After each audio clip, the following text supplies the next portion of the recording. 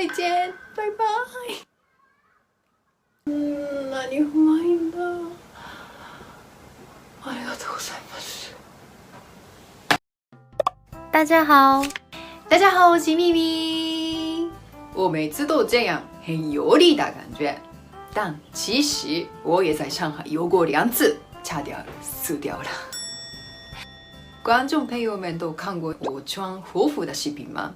其实拍摄这个视频的前一天的凌晨3点的时候，我被送到医院了。那个时候1个星期左右，虽然没有发烧，但咳嗽一直不停。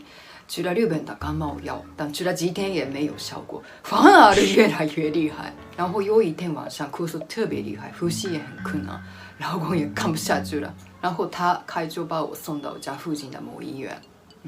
然后通过检查之后，我没有什么特别的病。然后医生给我这2种药，这个。見えるかな？これ。这个不是直播，我只是介绍一下而已。ちょっとね、昆虫が飲みそうな感じなんですけど、苦くて甘くて呢，なんかこうイソジンみたいな感じ。吃了这些药之后，咳嗽马上就好了，真的很厉害。然后第2天我穿上和服拍视频了。おかえりなさいませ。先にご飯にしますか？お風呂にしますか？それとも。另外，在我的人生上最感到危机的情况是2018年年底，快迎来春节的时候。那个时候的我上班特别累，没有照顾到自己的健康状况。我总是身体特别累的时候想吃热量很高的东西，所以那个时候我买了一个大大油油的葱油饼，觉得非常好吃。但当天晚上拉肚子，胃也特别不舒服。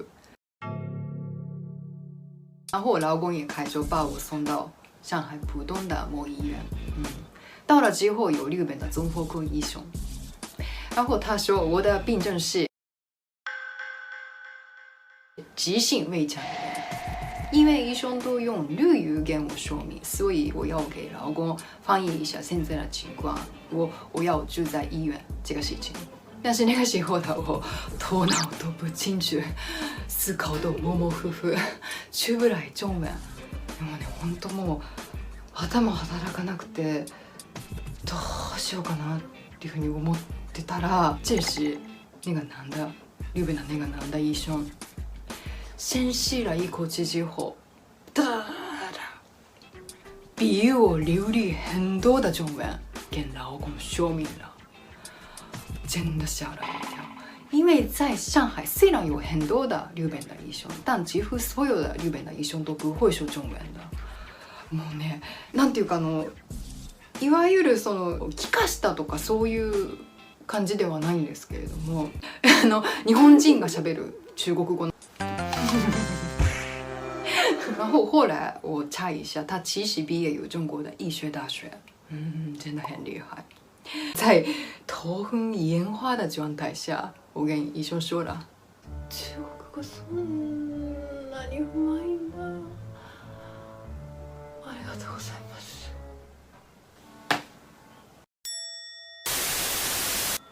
我觉得健康是很重要，有可能是最重要的，所以我们好好关心自己的身体，过愉快的生活吧。嗨，今天的视频就到这吧。请听一下我的话。太难过了。前面已经1遍都拍好了这个视频，但是呢，麦克风有问题，所以现在再重新拍这个视频。なので。そんな私に请给我1键3连，谢谢大家，再见，拜拜，我以后会注意的。